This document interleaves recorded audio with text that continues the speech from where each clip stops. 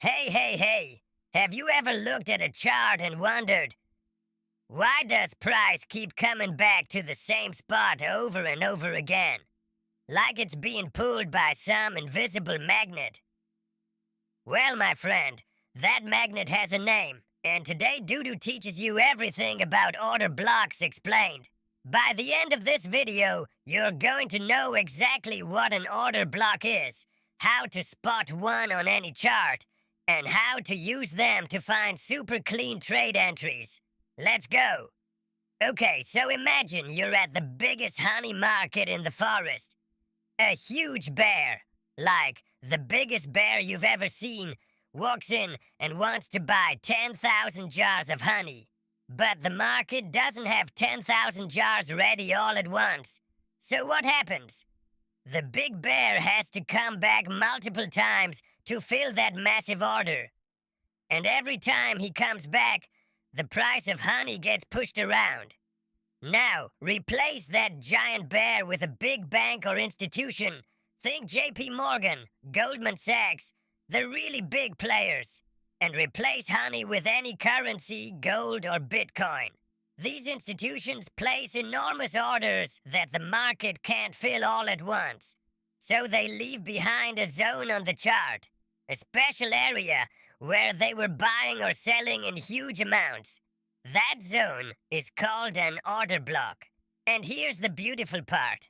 Price has a habit of coming back to those zones because the big players are still there, waiting to finish filling their orders. Dudu explains, an order block is basically the footprint of a giant. Easy peasy. Now, let's make this super real. Let's talk about gold, Exausti, one of Dudu's absolute favorites. So picture this. Gold has been moving up nicely. And then suddenly, there's one big bold bearish candle, a red candle, that drops hard and fast before price shoots back up even harder. That last bearish candle before the big move up. That is your bullish order block. The big institutions were in there, loading up their buy orders, and that's why price exploded upward. Now smart traders mark that zone, usually from the open to the close of that candle, and they wait. Because guess what? Price comes back down to test that zone, and when it does, that's the entry. You buy right there, where the big players bought before. Stop loss goes just below the order block, because if price breaks through it, the zone is no longer valid. Target the previous high or beyond. Honey, that's how it works. The same thing works in reverse for bearish order blocks. You look for the last big bullish candle before a massive drop, mark that zone, and wait for price to come back up so you can sell. So how do you actually use this in your trading? Bear with me on this one.